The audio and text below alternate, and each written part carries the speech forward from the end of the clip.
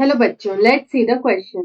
The question is read the following statements and select the correct option. तो यहाँ पे हमें statement 1 और statement 2 दे रखा है और हमें यहाँ पे जो correct option है वो select करना है. Option A is both statement 1 and 2 are correct.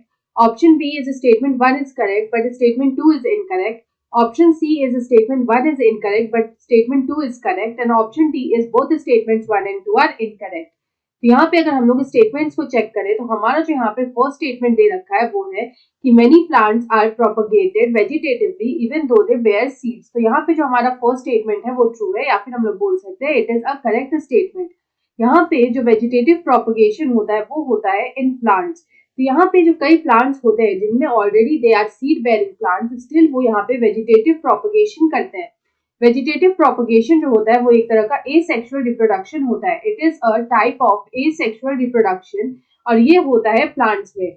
The vegetative propagation it happens in plants, it occurs in plants. Plants का जो रूट्स होता है या फिर उसका जो स्टेम एंड लीव्स होता है उसमें यहाँ पे हमें वेजिटेटिव प्रोपगेशन जो है वो देखने को मिलता है. तो यहाँ पे जो हमारा फर्स्ट स्टेटमेंट है वो यहाँ पे बिल्कुल ट्रू है.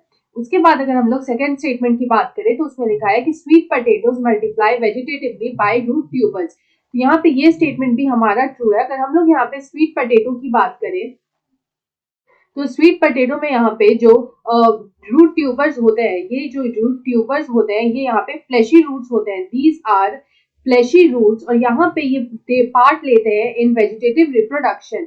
दे take part in vegetative propagation. Vegetative propagation में यहाँ पे ये पार्ट लेते हैं. तो यहाँ पे अगर हम इस क्वेश्चन का करेक्ट आंसर देखें तो हमारा जो ऐसा यहाँ पे वो दोनों ही स्टेटमेंट्स दे रखा है वो यहाँ पे ट्रू है. तो हम लोग लिखेंगे कि both statements 1 and 2 are correct. So option A में दे रखा है both statements 1 and 2 are correct. So option A is the right answer.